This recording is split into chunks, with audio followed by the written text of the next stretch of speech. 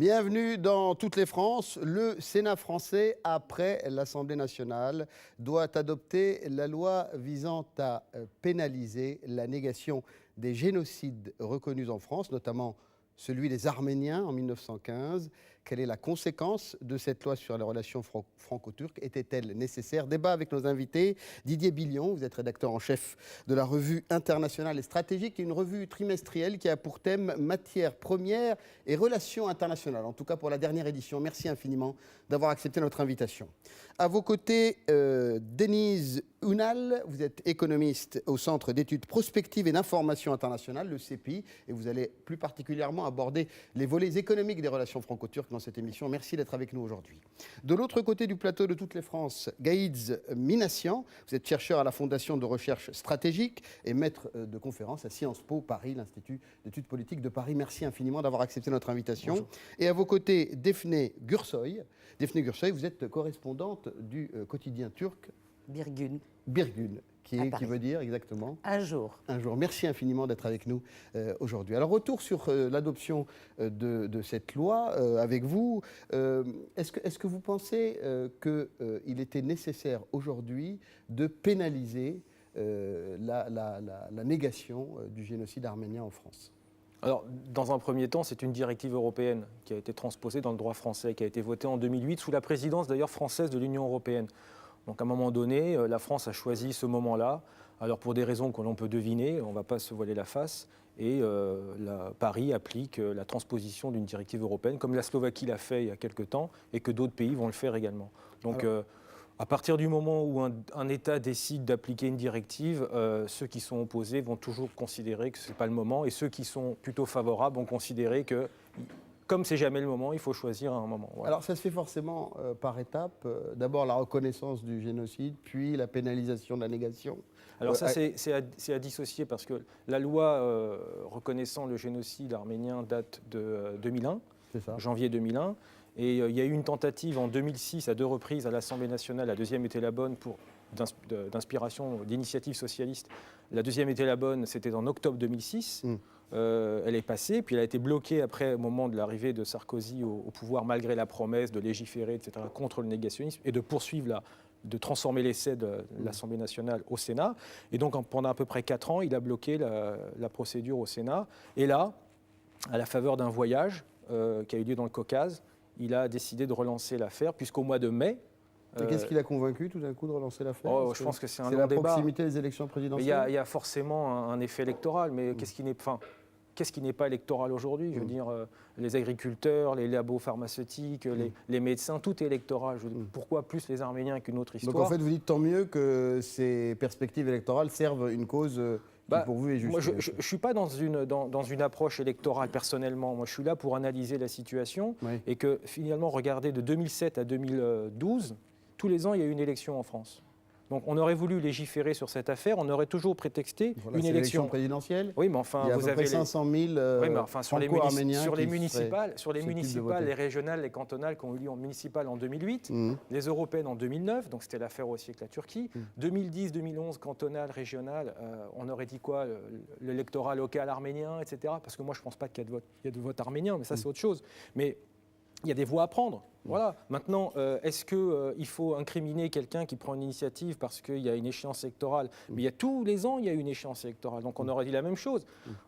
Didier, tu sais que quand tu es... Puisque vous vous adressez à Didier, voilà, il va répondre. Non, mais je vais lui dire, Didier, quand tu vois les élections municipales, Paris-Lyon-Marseille, l'axe rhodanien, Paris-Lyon-Marseille, et tu t'aperçois qu'il y a de fortes communautés, effectivement, et qu'il y a une municipale, tu sais mieux que moi que les élus vont chercher des voix. Et on aurait dit quoi à ce moment-là, en 2008? On aurait dit c'est pas le moment, mais bon, ça a été fait. Voilà. Il y a plusieurs Didier Billion. Je suis d'accord avec Gates pour dire qu'il n'y a pas un vote arménien. C'est très important parce que cet argument a été souvent avancé dans les polémiques depuis plusieurs semaines. Et les citoyens français d'origine arménienne ils doivent se répartir à peu près également entre la droite et la gauche, voire le centre. Ils sont divers dans leurs opinions politiques, évidemment, dans leurs choix. C'est d'ailleurs la preuve d'une intégration ouais. des hommes et des femmes d'origine arménienne. Ils sont parfaitement intégrés à la société française. Bon, mais il y a des éléments qui peuvent les toucher de manière un peu plus mais justement, c'est bien là l'important. profonde. Alors, deuxième chose, deuxième niveau de la réflexion, et c'est là où par contre j'ai un désaccord avec Gaïd, un désaccord amical certes, mais me dire qu'on est toujours en période électorale, cela ne tient pas beaucoup. C'est un fait éventuel. Mais il faudrait pouvoir m'expliquer pourquoi aujourd'hui la loi qui a été votée à l'Assemblée nationale le 22 décembre dernier est portée initialement par des députés de droite, mais ça a été voté par les députés du Parti socialiste et quelques autres d'ailleurs, alors qu'au mois de mai dernier, alors que ça a été déposé au Sénat, c'est la même majorité présidentielle qui s'était battue au nom de l'irrecevabilité. C'est pas le Donc, même texte. quand tu permets, le mois de mai ou le mois de décembre, il y a 6 mois. C'est pas le même texte qui a été voté. Oui, d'accord. C'était sur la pénalisation. Oui, mais le fond de l'affaire, ce n'est pas parce que c'est une directive européenne, c'est la question de la pénalisation, de la négation d'un fait historique. Attends, laisse-moi terminer. On va revenir sur la question de la Donc, pénalisation. politiquement, il est tout à fait intéressant, alors que le contenu fondamental est le même. La même majorité présidentielle refuse au nom de l'irrecevabilité au mois de mai dernier, il le fait voter au mois de décembre. Et là, incontestablement, il est vrai que le voyage de M. Sarkozy au Caucase, et notamment à Erevan au mois de septembre dernier, début octobre, octobre dernier, où il avait dit dans l'avion, et ça n'a pas été démenti, je vais lancer une grenade dégoupillée sur cette question, exigeant de la Turquie qu'elle évolue sur son rapport à la question du génocide et que si elle n'obtempérait pas, vous allez voir ce que vous allez voir, moi je vais accélérer une procédure de vote. Alors dans ces cas-là, on comprend bien que cet électoralisme, mais pas au sens de la conquête du vote arménien, cet électoraliste au nom de la turcophobie qui existe dans ce pays, qui est largement alimenté par M. Sarkozy dans sa chasse aux voix, notamment sur les terres du Front National. Bon, je réponds juste 30 secondes à Didier. Ce n'est pas le même texte qui a été voté entre le mois de mai et le mois de décembre. Non, mais c'est vrai, regarde bien les deux textes. Oui, non, mais d'un côté, si tu as vu, tu as bien dû voir que ce n'est pas le même. Au mois de mai, non, c'est pas le même. Non, c'est pas le même. Au mois de mai, c'est une loi à part entière sur la question arménienne. Au mois de décembre, ça n'a rien à voir avec le mot arménien n'est même pas cité dans la proposition. Oui, c'est-à-dire que c'est la négation des génocides qui sont reconnus par la loi. Et quels sont les génocides qui sont reconnus en France ? La Shoah et le génocide arménien. Alors, sur la Shoah, il y a déjà un texte de loi qui a été voté en 90, et donc il n'y en a plus qu'un, c'est celui qui concerne l'Arménie. Donc il n'y avait pas de directive européenne. On est entre nous. Qu'est-ce que ça représente ? Alors vous êtes entre vous, mais comme il y a quand même un certain nombre de personnes qui nous regardent et qui souhaitent comprendre et décrypter cette question, Monsieur Minassian, qu'est-ce que ça représente pour vous en tant que Français d'origine arménienne, le vote d'une telle loi aujourd'hui ? Beaucoup de choses. Déjà, la reconnaissance pour la dignité et le droit à la mémoire des victimes, même si je pense que ce n'est pas une loi mémorielle, j'y reviendrai dessus. Deuxièmement, ça a été voté il y a 10 ans, la reconnaissance du génocide. Oui, mais là, c'est le respect de la mémoire. Ce n'est pas la reconnaissance, c'est le respect. Moi, je pars du principe que, et je vais vous dire pourquoi je suis d'accord avec cette loi, on n'a pas le droit, on a le droit d'être raciste, malheureusement, ou d'être xénophobe, intérieurement. Mais on n'a pas le droit de le dire, heureusement, dans l'espace public. Il faut le garder pour soi. Malheureusement, c'est un moindre mal. On aimerait qu'il n'y ait pas de racisme, qu'il n'y ait pas de xénophobie, etc. Mais malheureusement, c'est comme ça. Chacun a le droit d'être raciste, xénophobe et négationniste. Mais dès qu'on est dans l'espace public, on n'a pas le droit, heureusement, d'être raciste, de porter des propos xénophobes et d'être négationniste. C'est tout le sens de la loi. Et à un moment donné, le législateur doit cadrer un petit peu la chose. Pourquoi ? Parce qu'il y a un risque, une menace à l'ordre public. C'est vrai, il y a eu des cas, je veux dire, vous pouvez aller sur Internet, la liste des actes négationnistes en France, ce n'est pas 3-4. Parce qu'il faut bien comprendre une chose, c'est que malheureusement dans cette affaire, on approche toujours la question avec, je dirais, approximation, maladresse, idées préconçues, idées reçues. Personne ne met le nez dans l'affaire arméno-turque. Personne. Moi, j'en connais plein des gens qui parlent à droite à gauche et qui ne savent pas ce que c'est, ce que ça veut dire. Et là, ils se mettent à parler, etc., etc. Ils ne comprennent pas le sens. Il y a un effort, il y a un aspect fondamental arméno-turc qui ne peut être compris que par les Turcs, que par les Arméniens. Eh ben, alors pourquoi les députés français légifèrent ? Alors pourquoi les députés français légifèrent ? On répond à cette question centrale juste après le retour, Monsieur Minassian, sur les faits et le vote de cette loi par l'Assemblée nationale le 22 décembre 2011. Regardez. Une loi contre la négation du génocide en France. Voilà qui déclenche la colère de la Turquie. Ankara n'a jamais reconnu le génocide arménien de 1915. Première réaction à Paris de l'ambassadeur turc. Il faut que vous sachiez, comme aujourd'hui notre Premier ministre a répété, la Turquie ne connaîtra jamais cette histoire concernant le soi-disant génocide arménien. L'ambassadeur est rappelé en Turquie, c'est la crise ouverte avec la France. Le Premier ministre turc est virulent. Recep Tayyip Erdogan s'en prend au président français et parle de calcul électoral. Il s'agit d'attiser la turcophobie et l'islamophobie pour assouvir des ambitions personnelles et marquer des points en prévision des élections. Cela est source de préoccupation, non seulement pour la France, mais aussi pour les valeurs de l'Europe. Erdogan va plus loin encore et accuse la France d'avoir commis un génocide en Algérie. Les relations politiques, économiques et militaires sont suspendues. Le président Sarkozy réagit. Chaque pays doit faire l'effort de revisiter son passé. La France ne donne de leçons à personne, mais la France n'entend pas en recevoir. Je respecte les convictions de nos amis turcs. C'est un grand pays, une grande civilisation. Ils doivent respecter les nôtres. Loin de ces crispations, l'Arménie a exprimé toute sa gratitude à la France qui a adopté la proposition de loi contre la négation du génocide. Defne Gürsoy, c'est une affaire exclusivement arméno-turque ?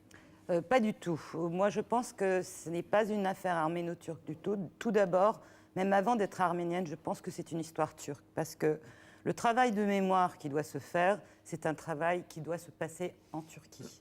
La négation du génocide, quand vous prenez la définition du génocide par Lemkin de 1948, pour beaucoup d'entre nous aujourd'hui en Turquie, c'est évident que ça tombe exactement dans la définition de Lemkin, c'est un génocide. En revanche, bon, il y a bien sûr des moyens pour dire que ce n'était pas la même chose que la Shoah, etc. Je ne discute pas la nature de ces massacres que moi-même qualifie depuis plusieurs années comme génocide. En revanche, là où je diverge avec Gaïd, c'est que cette loi est effectivement contre-productive. Contre-productive pourquoi ?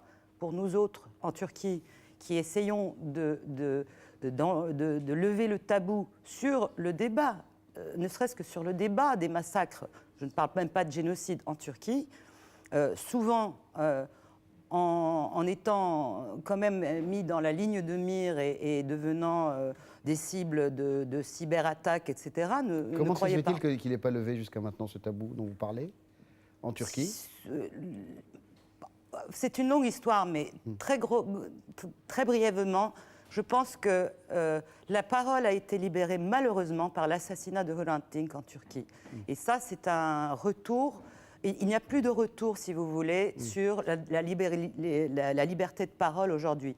En revanche, cette loi va non seulement fragiliser nous, les uns les autres, qui militons pour une certaine reconnaissance, mais même au-delà de la reconnaissance, quand j'entends l'ambassadeur dire jamais, j'espère que nous pourrons quand même avancer un peu plus vite que ça, et ce jamais ne sera pas avéré. Mais le problème, c'est que le tabou, comprenez que le peuple turc, les gens, les monsieur, madame, tout le monde, ne savent même pas, ne savaient même pas jusqu'à sans doute très récemment que cette page noire de l'histoire de leurs ancêtres. Ça a peut-être servi à ça.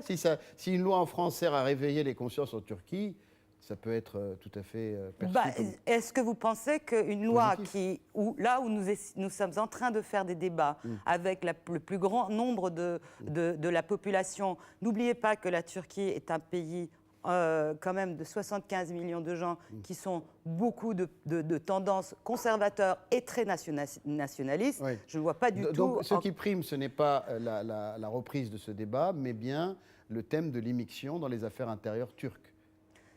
Non, ce n'est pas tout à fait ce que je veux dire. Dans l'immixtion des affaires intérieures turques, en fait, pour tous ceux qui nient ce génocide, pour tous ceux qui vont continuer à nier, et en disant qu'en fait, en plus, vous savez, ça va encore beaucoup plus fort que la négation, parce qu'il y a une grosse partie de la population qui dit que c'était le contraire. En fait, il y a des choses... Juste un peu. Attends, j'ai pas fini. Moi aussi, je voudrais prendre la parole après. De toute façon, c'est-à-dire, l'important, c'est que ce débat qui a avancé quand même en Turquie, pour nous, ça va être très difficile de pouvoir en débattre publiquement, à cause de la loi ouvertement. française. Bien sûr, parce que cet élan nationaliste est en train de nous étouffer, si vous voulez, d'étouffer le débat. Et Il était là avant, les Deniz Unal. Voilà, je voudrais expliquer pourquoi peut-être en Turquie c'est un problème important. Pourquoi on n'arrive pas à en parler? Pourquoi on refoule ce problème? Parce que là, en voyant depuis la France, on dit mais pourquoi un grand pays comme la Turquie ne reconnaît pas son histoire? Or, l'histoire de la Turquie est une histoire compliquée, d'une peut-être grande civilisation, mais actuellement d'un pays de tiers-monde en même temps. Bien sûr, c'est un pays, c'est un grand émergent, c'est un grand pays émergent. 8% de croissance. C'est pas un pays du tiers-monde, faut pas exagérer. Ça dépend. Je suis bien placée pour comment classer les pays selon. Voilà. Vous avez raison. Je veux dire, c'est une évidence que c'est plus un pays. Mais est-ce que je pourrais m'exprimer aussi? Je vous en prie. Merci.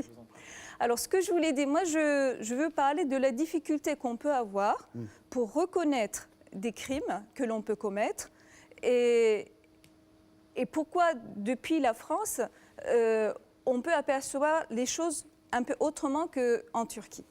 Alors, si on revient un peu à l'histoire, déjà, on parle de deux pays, de l'Empire ottoman et de la Turquie.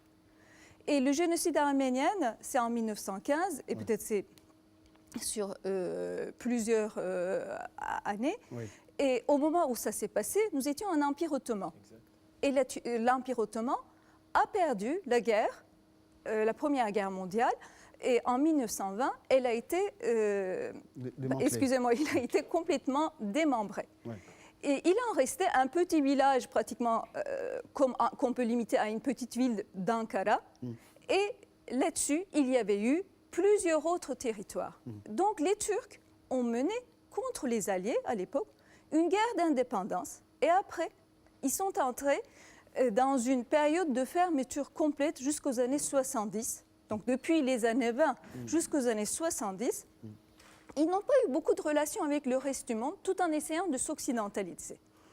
Mais pendant tout ce temps-là, l'Europe, le monde occidental, c'était un miroir où on voulait se voir, mais en même temps, c'était des ennemis qui avaient quand même acculé l'Empire ottoman à un démembrement.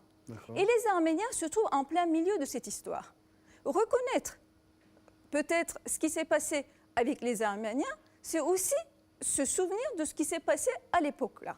Que la Turquie était tout un petit village, quoi. Donc ça se coupe. Il y avait plus d'Arméniens à cette époque-là en Turquie. Un instant, ce que je veux dire, après, maintenant, où est-ce qu'on se trouve? Attendez, laissez-la terminer. Moi, j'ai voulu seulement intervenir en économie, mais monsieur m'a dit que non, c'est un endroit où on peut débattre. Si vous voulez qu'on parle d'histoire, moi je suis historien. D'accord, mais vous allez réagir. Peut-être que je perçois mal l'histoire, mais c'est ma perception. Et je suis ici en tant que Deniz Unal. Et je voudrais juste terminer. La Turquie, c'est pas comme l'Allemagne. Elle n'a pas été jugée, elle n'a pas été prise sur le fait. C'est après coup que nous parlons. Et actuellement, l'âge moyen en Turquie, c'est 28 ans. Oui. Comment faire reconnaître à des gens qui n'ont jamais vu de leurs propres yeux, à qui on leur a raconté autre chose, alors, attendez, et même au sein même de leur famille, ils ne peuvent pas parler de ça. Comment les faire reconnaître? Oui, mais dans les pays, il y a beaucoup de jeunes, ça ne veut pas dire qu'on ne doit pas leur expliquer l'histoire, ce qui s'est passé. Oui, c'est un mais peu compliqué. Il existe quand même des... Excusez-moi, ça dépend comment l'histoire est enseignée dans les écoles. Oui. À cet égard, la Turquie n'est certes pas un exemple de la démocratie, mais quand vous voyez d'autres pays de la région, c'est pas quelque chose de très différent. On ne va pas le faire. Non, seulement je veux dire qu'on peut peut-être reconnaître le temps d'évolution au peuple. D'accord, il faut laisser du temps. Et si je prends moi, en tant que femme en Turquie, on a donné des droits aux femmes bien avant les Françaises, au début des années 30. Oui, mais les droits ça ne suffit pas de mettre des lois. Il faut que Pour que les libertés et la démocratie puissent fonctionner, il faut que ça vienne vraiment, comme Daphné disait, à l'intérieur même des Turcs. D'accord, il faut que ça vienne de l'intérieur du pays. Vous allez réagir Exactement. tranquillement. Didier Billion, juste sur ce point historique, est-ce qu'il peut justifier le fait de ne pas aborder cette thématique aujourd'hui en Turquie? Non, ce n'est pas ça le problème. Ce que je pense fondamentalement, c'est que la société turque, elle est en train de se modifier rapidement. Mais nous savons très bien que ce soit en Turquie ou dans tout autre pays, le travail sur la mémoire, la réappropriation de son passé est une des choses les plus compliquées et des plus lentes. Ce que je constate, et je prendrai référence sur un point très précis, c'était à la fin de l'année 2008, il y a 4 intellectuels turcs qui sont des amis proches que nous connaissons bien, qui ont fait une pétition. À l'intérieur de ce texte, il n'y avait pas le mot de génocide, mais ce texte commençait par « Nous demandons pardon à nos frères arméniens ». Cette pétition a une énorme importance symbolique et politique. Elle n'a pas eu le nombre de signatures que les initiateurs eux-mêmes escomptaient. Mais ce qui est intéressant, c'est qu'aujourd'hui, 3 des 4 initiateurs ont fermement condamné la loi qui a été votée au Parlement, à l'Assemblée nationale française le 22 décembre dernier, parce qu'ils considèrent que dans le combat qu'ils mènent dans des conditions assez difficiles, moi j'en connais bien personnellement ces 4 initiateurs, menaces de mort, pression sur eux, ils ont continué leur combat courageusement, et aujourd'hui ils considèrent eux-mêmes que ça va à l'encontre des intérêts du peuple turc qui doit se réapproprier son histoire en sa complexité. Vous êtes en train de me dire en quelque sorte qu'il y a une évolution qui s'opère dans la société turque en Turquie en général, une maturation sur ces thématiques, et qu'en France, il y a une autre étape qui a été déjà franchie depuis un certain nombre d'années, qui fait qu'on peut parler de ces choses-là autrement. Donc il y a cette confrontation-là. On en parle difficilement en France, parce que je considère pour ma part que la période coloniale, nos rapports à la guerre d'Algérie, on ne les a toujours pas digérés en France. Je considère, rappelez-vous, c'était en 2005, il y a eu cette fameuse loi en France qui indiquait la nécessité d'enseigner, c'est voté au Parlement, d'enseigner les vertus positives de la période coloniale française. Il y a eu beaucoup de débats à ce propos. Et c'est le Conseil constitutionnel, à la demande de Jacques Chirac, qui a retiré ce morceau de la loi. Cela prouve que notre rapport à notre passé récent, à notre passé colonial, n'est pas digéré. Donc c'est pourquoi j'insiste sur le fait que pour tous les États de la Terre, dignes de ce nom, le travail de mémoire, il est compliqué parce qu'il est douloureux. Alors il est parfois plus douloureux pour certains qui ont subi dans leur chair des horreurs. Et je comprends en ce sens que les Arméniens ou les descendants des Arméniens aient une douleur qu'il faut arriver à surmonter. Ça, je n'en discute même pas, c'est une évidence. Mais en ce sens, et je termine là, la loi de 2001, la reconnaissance des génocides, du point de vue des Français, de la République française, me paraît suffisant. Il fallait s'en arrêter là. Alors, je vais répondre à 3 amis. D'abord, j'ai voulu insister sur le côté arméno-turc, sur le côté psychologique. Donc, j'y reviendrai, mais ce n'est pas par rapport à la loi. Mais je vais y revenir plus tard. Deuxièmement, effectivement, c'est l'Empire ottoman avec les jeunes Turcs. Ça s'est passé sous l'Empire ottoman. Les jeunes Turcs ont planifié, organisé, perpétré, commis ce génocide. Et d'ailleurs, même Mustafa Kemal parle d'un acte honteux. Il y a même eu des procès des unionistes en 19 qui ont été condamnés par contumace parce qu'ils étaient tous ensuite en Allemagne, en Italie, etc. Donc, je veux dire, c'est même pas la Turquie d'aujourd'hui. Il faut se rendre compte. Simplement, Kemal, quand il est arrivé au pouvoir et qu'il a imposé sa vision des choses et la République moderne turque, il a, si vous voulez, étouffé l'histoire. Non, il n'a pas étouffé l'histoire. Il l'a étouffé après avoir pris le pouvoir, quelques années après, et en 1926, il y a les premières lois du non-droit au retour pour les personnes qui ont quitté la Turquie entre telle époque et telle époque, et ainsi de suite. Et c'est comme ça que le négationnisme est devenu un axe de la diplomatie de la Turquie moderne.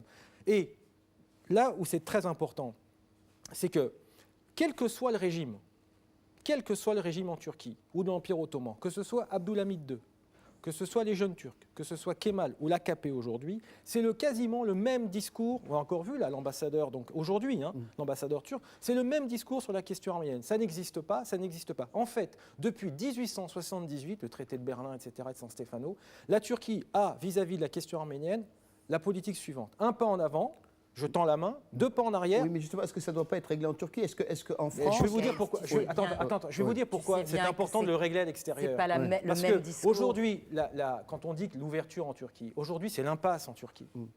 C'est l'impasse, que ce soit les Kurdes, les Chypriotes ou la question arménienne, c'est l'impasse. Oui. On dit sans cesse, comme une vitrine. Attendez, ça n'a aucun rapport. Laissez-les terminer. Non, laissez-les terminer. Je Laissez-les finis. terminer. Pourquoi on le généralise? Je finis. On nous dit par exemple, à juste titre, j'ai soutenu l'initiative à son époque, 30 000 signataires, l'appel des 31 000 ou 32 000 si vous voulez, etc. On ne parle jamais de la contre-pétition de 700 000 signatures, du non-pardon.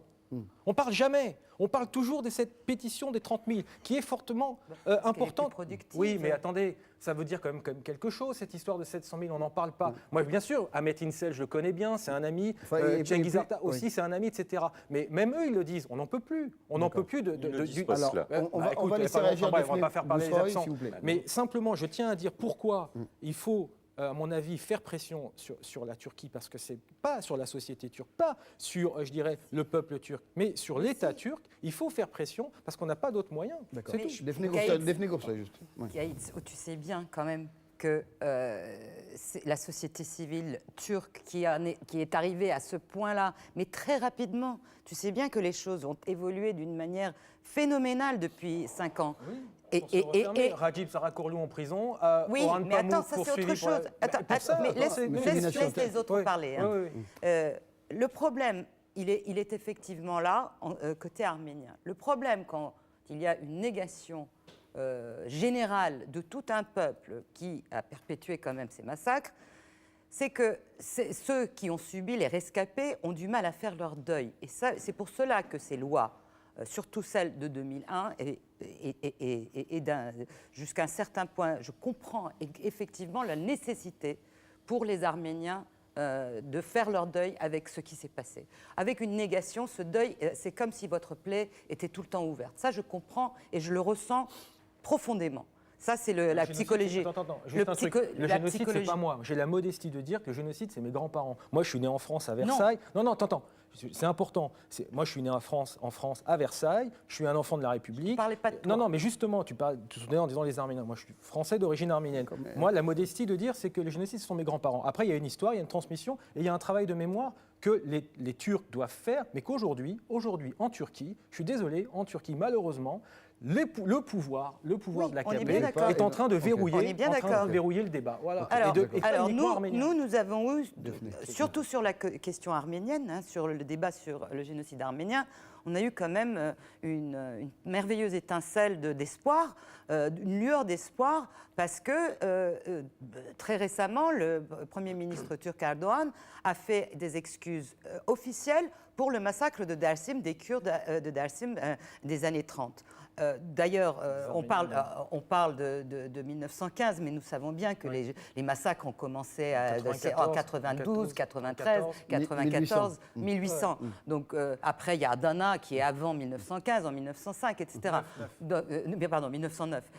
De toute façon, ce n'est pas pour démanteler l'anatomie d'un génocide ou des massacres, mais on s'est dit, mais voilà, c'est pour une fois, on ouvre un débat sur une autre plaie qui est aujourd'hui, excuse-moi, mais c'est la plaie la plus ouverte de la Turquie, c'est son problème kurde, qui n'a jamais été résolu et qui n'est pas prêt d'être résolu avec tout ce qui se passe. Donc, on a eu cette lueur d'espoir, pour terminer, on a eu cette lueur d'espoir avec les pardons officiels d'un Premier ministre turc pour la première fois sur des massacres contre les Kurdes, et on s'est dit, c'est parfait, ça va nous ouvrir encore plus.